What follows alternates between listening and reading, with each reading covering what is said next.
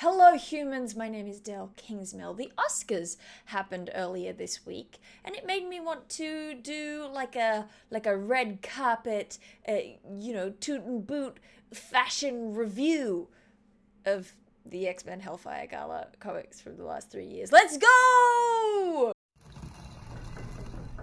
We're covering a lot of ground, so we're gonna start with the category the good. Let's begin here with Ileana Magic. The main reason that she's in my good category is here for look number 2 for the Hellfire Gala 2022. We have this brilliant look here. We've got the horns, the tail, this makeup on the face that emphasizes this kind of inhuman nature, this demonic kind of look that she's going for. These shoes that emphasize this kind of cloven, goat-esque quality. What can I say?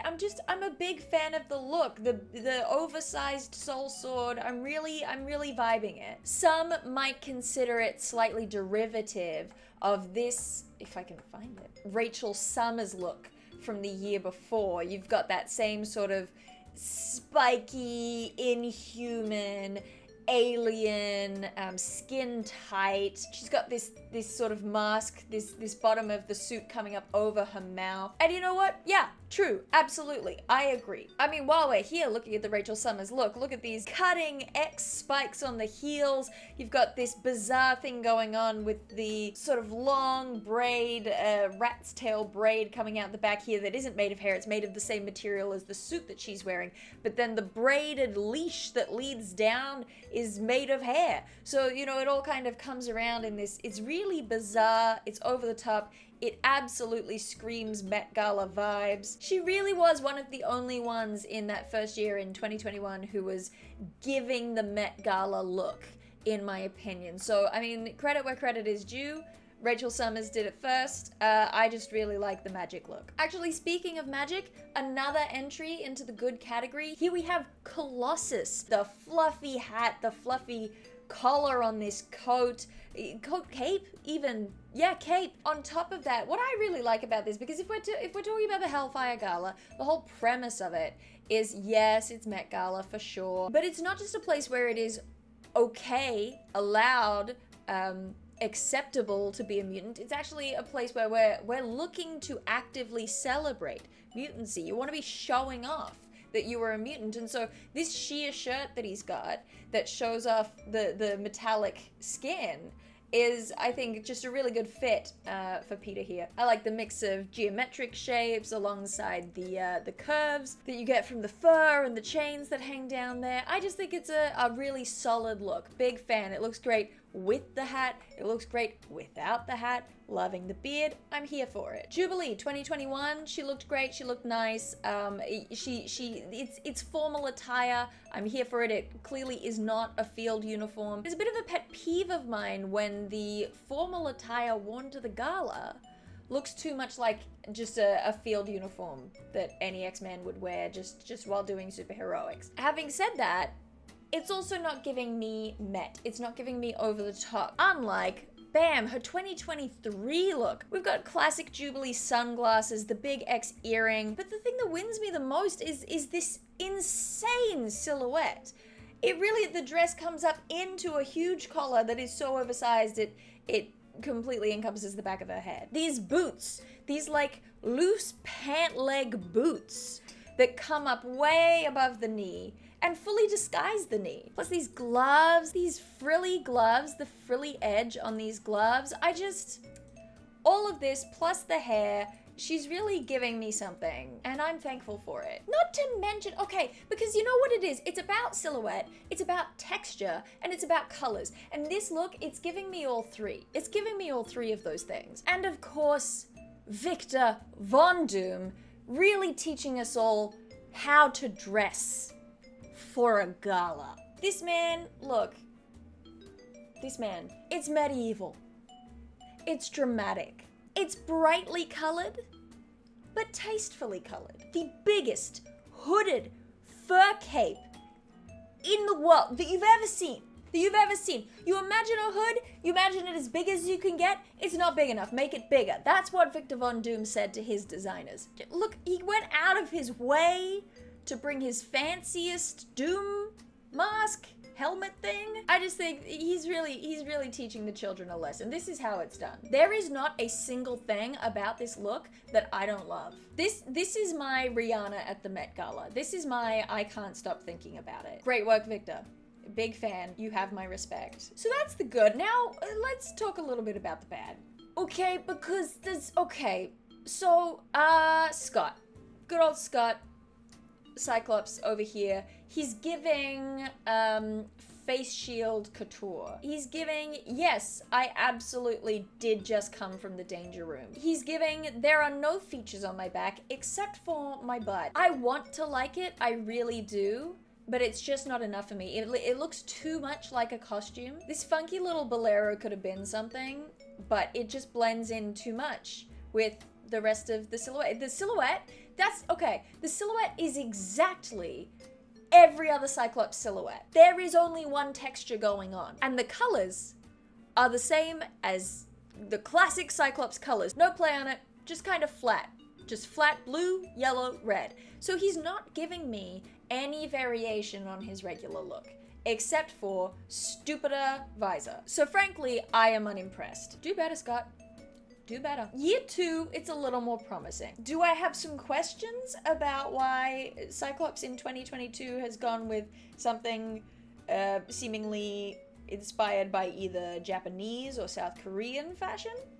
I have some questions, but it is a better look, a more dramatic look. He's trying here. I will point out, however, that this is the look that we got from Havoc, Alex Summers, in 2021. Look at this outfit that Havoc was wearing and tell me to my face that it doesn't feel like Scott a year later is just copying his little brother. Who wore it better? That's up for debate. Who wore it first? I think there's a clear answer. I do have to give it to Cyclops in 2023 though. Finally, it feels like we're getting somewhere. 2023, the Cuckoos announced that there is a theme. They kind of make it sound like there's been a theme every year, but we haven't heard a theme in the previous years. What's the theme? What do they say the theme is? Cuckoo, cuckoo. Ah yes, here it is. It says, the theme of this year's party is friendship and futurism, a dialogue. That's the most Met Gala thing I've ever heard in my life. And I do think that Cyclops is giving us futurism in some capacity. He's gotten a little bit weird with it. He's gotten more formal with it. I want to pay credit where credit is due. So, you know, most improved Scott Summers 2023. Oh my god, Juggernaut. I'm so upset about this. I don't care what excuses you give me. You can come up with something to give this man that is more than a bow tie. It's just Juggernaut, as per usual, in a bow tie. You can give me more than that. I'm sorry, but you can. You can come up with something. Let's sit down for 10 minutes and come up with something better than sticking a bow tie on him. This is a gala. Kitty Pride. Okay. So for those who are unfamiliar, Kate right now is, or was, a pirate, basically. And they really lent into it for her gala looks. What's my problem with that? Well, my problem is the fact that this is what she wears on the regular. This is what she wears to the gala. Do you see a difference? You'd be forgiven for not. Look, it's not inherently the worst, but I don't like it. I'm a huge fan of asymmetry, but I don't like this asymmetry. I can't explain why. I can't explain clearly why I don't like it. This weird X in the middle of the body. She's got this thing on her face that they keep calling an eye patch, but it doesn't cover her eye. The buckle's going up the arm or something, I guess. But then, you won't believe it. Okay, year 2, 2022 Hellfire Gala, here we come. Okay, what does she wear to the second Hellfire Gala? She wears the same damn thing, more or less. But now, she has 2 eye patches that aren't eye patches. And I didn't like it the first time. 2023, look. I'm not here to fight. No, I am here to create peace. And so I will say, is it the exact same outfit yet again? Pretty much. But it is also the best version of that outfit, and so I'm going to forgive it. We've landed on symmetry. We've landed in a happier place with the ruffled shirt. We've landed in a happier place with this kind of capey, vesty, coaty thing. Her hair is out, which I vastly prefer. But more than anything, she's not wearing those stupid eye patches anymore. Oh, Lord, Jamie. How did this happen? We've got an asymmetrical collar. Neither side of it looks good. The cape turns into this pauldron over here. Then on this side, it comes down the front of the body, but then you've got this kind of tight bodysuit with the skirt on top, and then these funny little sunglasses. I don't like it. I think this is maybe the worst that he's ever looked. My apologies to this man. Magneto. Imagine. I just want you to imagine, just for a second, you're at the fanciest party ever. You are approaching potential political allies. You're like, yeah, let's go talk to Namor, the Submariner, King of Atlantis and all of the world's oceans. Let's go talk to him while I'm dressed as a desaturated Willy Wonka. That top hat is so tall. He straight up looks like he just came from the Industrial Revolution. While we're at it, let's talk about Charles Xavier. I have to admit up front, I'm not a big fan of the Cerebro helmet Charles look in general. But this outfit especially, I don't think it's because of my dislike for the Cerebro helmet. This outfit is just bad. It's this tight bodysuit on his nerdy little frame. All the attention has been put into the silhouette up here. I get it. You've got a big brain. You want to emphasize your big brain, but not even an attempt with textures or patterns to kind of mix up the look down here. No. It's just the Greendale human being from the nips down. It's very flat colors. It's light. It's white, light gold, and white. And that's it. I'm not feeling it. And the next year, he just does the same thing again, but this time it's in black and gold. Did he think we wouldn't notice? Okay, actually, new award for most improved. I hate to say it, I really like Xavier's outfit for 2023. It's such an improvement on the silhouette. We're still doing that big emphasis on the head and the shoulders and then tapering down, but we're just doing it more successfully now. We've got this halo around the helmet. He wants to prop himself up as a saint. It really works in that regard. The way that the edging of the cape with the collar there forms that X shape that we're constantly looking for. This sort of plate armor look with the body. It's keeping it simple. There's way less filigree this time, but it's multiple points of interest, subtle interest that are really working much more cohesively. I mean, look at the work that this one little stripe on each leg is doing. This cape, the blue lining to match the visor, I'm really digging it. Most improved, Charles Xavier, 2023. Okay, now we gotta talk about the elephant in the room. Why do they keep doing this to my boy Bobby? Year one was rough. It was a rough time. Oh lordy, was it rough. I see what they were attempting here. I see what they were going for. We're playing with the masculine and the feminine, and I genuinely believe that there was something to that. It just ain't it. Who approved of these sunglasses? Who approved of them? These huge shards of ice sticking out of his back in just kind of every which way. Then this kind of dress silhouette of ice that comes from under the pecs down to just above his crotch and then turns into a dress train. Why stop it that high? I understand why start it that low. I fully get that. Again, we're playing with the masculine and the feminine, but why stop it that high? And his hair is bad. His hair looks bad. Part of the reason I feel so free to be so liberal with my complaints about Bobby, in the same year, they did the same outfit and the same thing with Prodigy, but they did it right. Look at I mean, I would give Prodigy heels in this look, but apart from that, look, we're dealing with, again, a dress bodice that comes up to below the pecs. We're playing with the masculine and the feminine. The makeup reinforces the look. Instead of stopping just before the crotch, the dress train comes down through the front as well. So it's got this kind of deity quality to it. Prodigy even has the wings that Iceman's big ice shards are trying to do. It's the same year. You're putting them basically right next to each other, and you're you're expecting me not to bully this guy? Tony, get out of here. Stop. You can't just wear a hologram jacket to the Hellfire Gala and pretend that that's good enough. Get out of here. All right, now it's time to talk about what is on all of our minds. What is up with every single masculine look being suit jacket with no shirt on? Check this out. You won't believe how many. Angel, of course. Iceman Year 2. Cannonball. It's not even really a suit jacket, it's just jumpsuit with no shirt on. Gambit. Suit jacket, no shirt. Gambit Year 2. Jacket, no shirt. Manifold. He looks the best of them all, but boy, I have to acknowledge right now, it's a suit jacket with no shirt. He looks really good though. Oh my gosh, look at them all in this one. Bishop, jacket, no shirt. Banshee, thought he got away with it, but nah.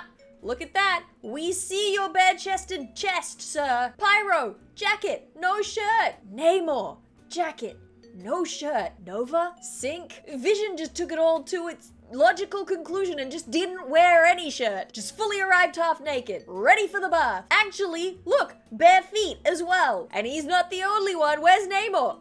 Bare feet. Thor, 2023 Hellfire Gala. Bare feet. Dakin, Year 1. Bare feet. Where are your shoes? Put on your shoes. I can't believe Emma Frost didn't put something in place that's the basics of like no shirt, no shoes, no service. Okay, I am fine. I am coming down. I am fine.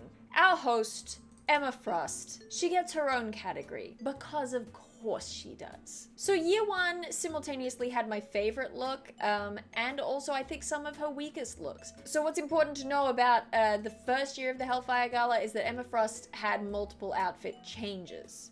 She began in this number with this ludicrous diamond crown and this absolutely absurd over-the-top sort of fur shrug cape dress thing with an X cut out in the middle so we can see her cleavage. Literally, what shape is your body? This is the best image of it. I don't love the crown. I don't love the over-the-top shrug dress cape thing. I want to, I really do. I'm here for the idea of it. I'm here for the massively oversized silhouette. Maybe I would like it more if she didn't have the little cape holes for her arms. Like if she was literally just like no arms, if she was just this big sort of almost bell shape of fur, I'd be more into it. I see what it's trying. I don't like the results. Second look, 2021. This kind of abstract headpiece that's going on. It's really a very classically Emma Frost body piece here. Meanwhile, the third look of 2021 is probably my favorite Emma Frost look. It's a diamond look. It's intended to be matched with her while she's in her diamond form. Just strings of diamonds to the floor, dragging, sparkling. It gets to be a bit slutty, but in a different way to all her other outfits. I like it. I like it a lot. It's my favorite Emma Frost look from all of the Hellfire Galas. Second year of the Hellfire Gala. There's a lot design-wise that I like about this one. I like these kind of diamond-shaped cutouts that each in turn create that X shape that keeps coming throughout that we're looking for. I like this kind of peacock tail-shaped train to her dress. It's tricky. It looks good, but it also looks like what you would expect Emma Frost to wear, and I just think that Emma Frost should be going above and beyond to be doing something unexpected and shocking. And then her look for 2023, she had kind of multiple layers to this. There was this huge oversized coat that went over top with this fur collar. Most of the time though we were stripped back to this kind of cape shaped jacket. No shirt, just like the boys. High collar, strippy strappies, pika boobs as per the usual. I like the diamond shoulders, but on the whole, not only something that you would expect Emma Frost to wear, it's something that you would frankly see her wear on the regular. We get a good look at the shoes here. Don't mind the blood, just ignore that. We're not paying attention to that, we're paying attention to the shoes. I quite like these shoes. I think they're doing similar things to what all of her shoes have done, but these are my favorite version of those shoes. Also, I have a very important question. How come Emma Frost is not doing really anything with her hair? She's never styling her hair. Really, it's just like, here's me with short hair, because I have short hair at the moment. Although her hair was longer at the start of the night. Did she get a haircut mid-costume change? I would love that for her. I would love that. I love her looks. I want it a little more. Now, the nominees for Best Outfit are Prodigy, 2021. Masculine feminine, with wings, done right. Colossus, 2021. From Russia with Love. Jubilation Lee, 2023. An explosion of fun! I'm coming up with these on the fly, but I'm enjoying it. Dr. Doom 2022. Show them kids how we did formal in the old days. And Magic 2022. Sometimes a blatant ripoff can be slightly better than the original. The nominees for 5 worst looks are Charles Xavier 2021. Put some damn pants on. Magneto 2021. Only the tallest of hats for my Willy Wonka. Jamie Madrox 2021. My god, what were they thinking? Bobby Drake 2021.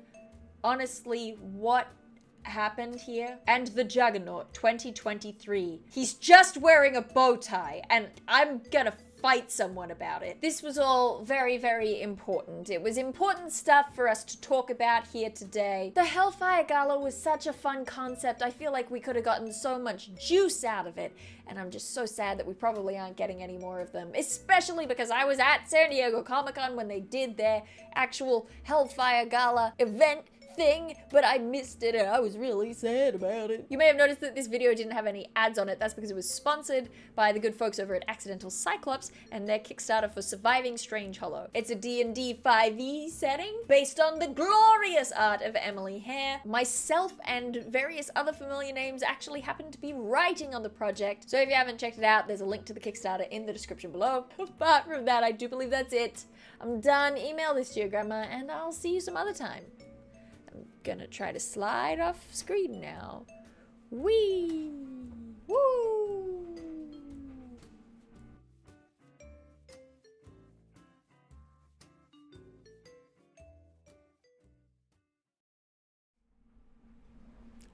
I have no doubt the version of this that I'll put in front of all of you will be much, much shorter, but I recorded an hour and a half of me just talking about superhero outfits at a fictional event.